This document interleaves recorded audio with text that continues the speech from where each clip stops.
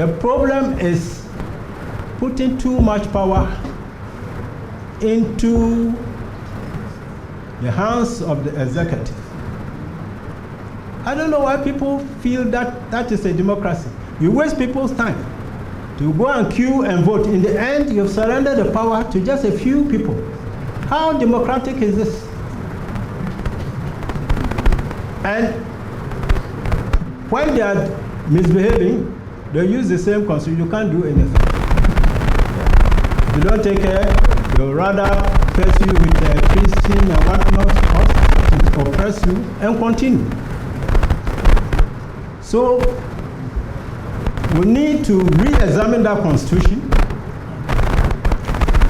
and put in place really independent institutional bodies. Independent if the president or a minister has no hand in the appointments, and the appointing body itself is constituted in such a way that it cannot be compromised or pushed about. If you have people like Professor Boquin, Jampo,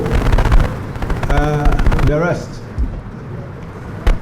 let me pause to particularly praise the academia.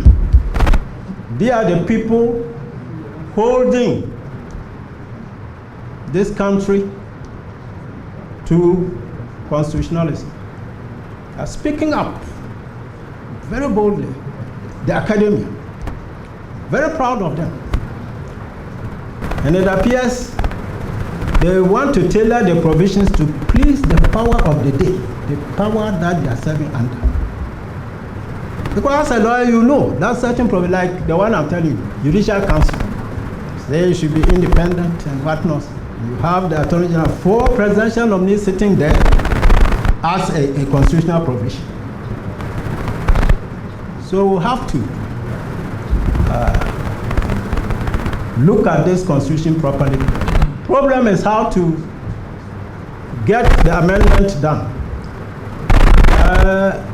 When Professor Mills was in power, he commissioned a team and they came out with a report that has not been implemented. Or even, I think that some of the provisions that ought to be